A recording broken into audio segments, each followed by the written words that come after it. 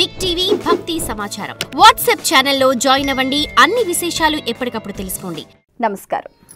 ఆండాళ్ తిరువలిగలే శరణం. 11వ పాసురం.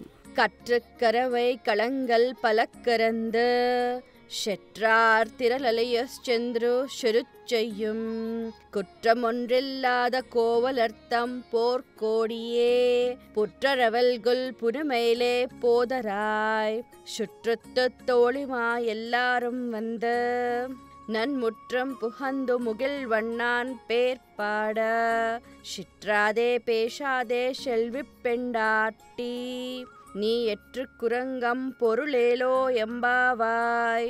ఈ పాసురంలో ఆండాళ్ తల్లి ఒక గోపికను తాను ఎటువంటి వంశంలో జన్మించింది, ఎటువంటి గుణగణాలు కలిగినది, ఎటువంటి శక్తి సామర్థ్యాలు కలది అన్నది కూడా చాలా అద్భుతంగా వర్ణిస్తూ ఉంటుంది. ఏమిటంటే ఆవు దూడలు కలిగిన వారైనను, అలాగే దూడల వలె లేత వయసులో ఉన్నవారైనను, దూడల పాలు పితుకు వారైనను కూడా శత్రువులు వచ్చినా కూడా వాళ్ళని ఎదుర్కొని ధైర్యంతో జీవనాన్ని సాగిస్తూ ఉన్న నందగోప కులంలో పుట్టిన ఓ బంగారు తీగ, నీకై మేము వేచి ఉన్నాము, లేచి రావమ్మా అంటూ కూడా పిలుస్తూ ఉన్నారు. ఇంకా ఆమెను ఎలా వర్ణిస్తున్నారు అని అంటే, పుట్టలోని పాము పడగ వలె నితంబ భాగం కలిగిన దానా, అలాగే అడవిలోని నెమలి తోక వంటి అద్భుతమైన కేశపాసం కలదానా అంటూ కూడా వర్ణిస్తూ ఉంటారు. మరి మేమందరం కూడా గోపకాంతులం, చుట్టుపక్కలంతా కూడా గుమ్మికూడి నీ ఇంటి ముందు వేచి ఉన్నాము, నీవు లేచి రావమ్మా అంటూ కూడా చెప్తూ ఉంటారు. ఆ శ్రీకృష్ణుని గుణగణాలను కీర్తిస్తూ నీలమేఘశ్యాముడైన ఆ శ్రీకృష్ణుణ్ణి సేవిస్తూ భగవన్నామ సంకీర్తన చేస్తూ నీ ఇంటి ముందు నించున్నాము, నీ చెవికి వినపడటం లేదా, మా ఆర్తి మీకు తెలియటం లేదా, మేము స్తుతిస్తున్న ఈ మాటలు నీ చెవికి ఎక్కటం లేదా, ఓ లలనా లేచి రమ్ము, నీకై మేము వేచి ఉన్నాము అంటూ కూడా ఈ పాసురంలో చాలా చక్కగా చెప్తూ ఉంటారనమాట. అయితే ఈ మేలుకొలుపు అనేది ఏమిటి అని అంటే ప్రతి ఒక్కరికి ఉండాల్సింది అనమాట.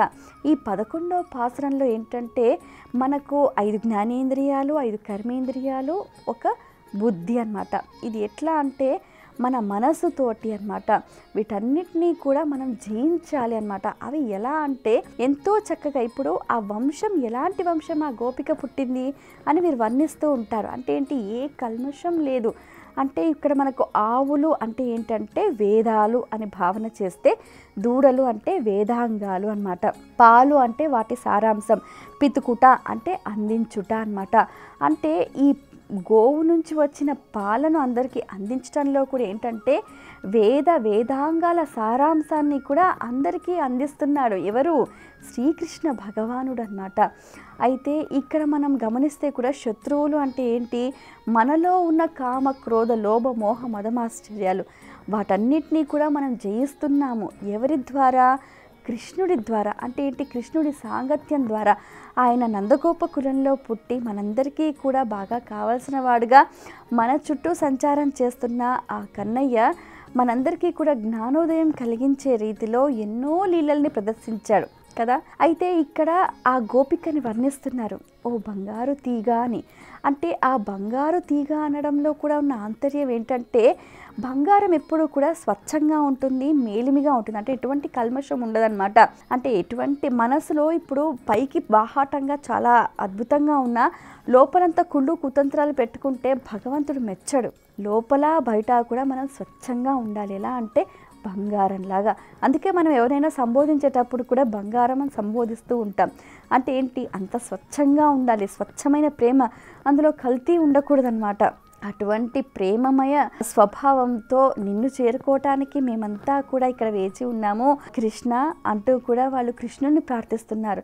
నీవు కూడా రా లలనా అంటూ కూడా ఆమెని ఎంతో వినయంగా వాళ్ళు పిలుస్తూ ఉన్నారు. ఆ పిలవటంలో కూడా చూడండి, పుట్టలోని పాము పడగలాంటి నితంబ శరీర భాగం కలదానా అంటూ కూడా అద్భుతంగా వర్ణిస్తున్నారు.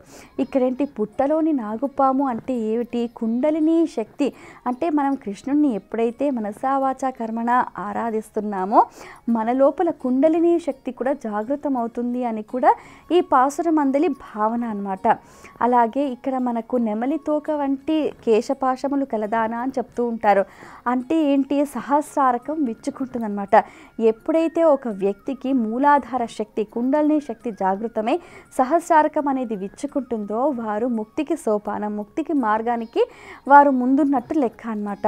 సో అటువంటి ఇప్పుడు మనం ఏదైనా ఒక పని చేస్తే ప్రతి ఒక్కరు కూడా ప్రతిఫలాన్ని ఆశిస్తూ ఉంటారు. అయితే ఇక్కడ మనం కృష్ణుణ్ణి సేవించడం వల్ల, కృష్ణుణ్ణి చేరుకోవటం వల్ల, ఇక్కడ మనం అందరం కలిసి సమూహంగా చేసే ఈ సాధన వల్ల ఏమవుతుంది అని అంటే మన శరీరం శుద్ధి అవుతుంది, మన వాక్కు శుద్ధి అవుతుంది, మనలో శక్తి జాగృతం అవుతుంది, మనం ముక్తికి మరింతగా దగ్గరవుతూ ఉన్నాము. అసలు ఇందులోని ఎంతో చక్కగా ఈ భావనలు కూడా అద్భుతంగా వర్ణిస్తూ ఉంటారు. ముఖ్యంగా ఏంటంటే భగవన్నామ సంకీర్తన చేస్తూ ఇక్కడ చుట్టూ కూడా చుట్టాలు పక్కాలు అంటూ కూడా అంటుంటారు. వారంతా ఎవరు, భాగవతోత్తములు, భక్తులు. ఎప్పుడైతే కూడా భగవంతుడి కన్నా కూడా భక్తులు భాగవతోత్తములే చాలా ప్రీతికరములు అనమాట భగవంతుడికి. మనం ఎప్పుడైతే వాళ్ళతో కూడి వాళ్ళ సాన్నిధ్యంలో వారి సహచర్యంతో మనం ఎప్పుడైతే ముందుకు సాగిపోతూ ఉంటామో భగవంతుడికి కూడా ఆ చర్యలు అనేవి ప్రీతికరంగా ఉంటాయన్నమాట. ఎప్పుడైతే భగవంతుడు అలా సంతృష్టి చెందుతాడో మన జన్మ అనేది చరితార్థం అవుతుందన్నమాట. మన కోరికలు నెరవేరుతాయి, మన జన్మ అనేది సార్థకం అవుతుంది. మరి కలియుగంలో భగవన్నామ సంకీర్తన చేస్తే చాలు ఓ వ్యక్తి ఎన్ని పాపాలు చేసినా కూడా పటాపంచలైపోతాయి అని అంటూ ఉంటారు. మరి అటువంటి భగవన్నామ సంకీర్తన మహిమను కూడా ఈ పాసురంలో చాలా చక్కగా చెప్తూ ఉంటారు. మేమంతా కూడా సమూహంగా వచ్చాము, నీ వాకిలి ముందు నించున్నాము, నీకై నిరీక్షిస్తున్నాము, ఓ బంగారు తీగ, ఓ లలన లేచి రావమ్మా అంటూ కూడా ఈ గోపికను ఎంతో చక్కగా వారు మేల్కొల్పుతూ ఉన్నారు.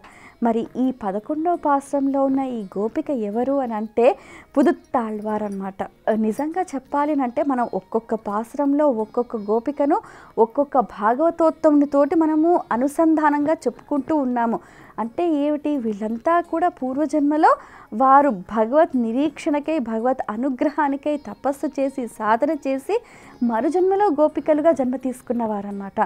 అందుకని ఆ పూర్వజన్మ సంస్కారం అనేది, ఆ గుణాలు అనేవి వీరిలో చాలా చక్కగా ప్రతిబింబిస్తూ ఉంటాయి.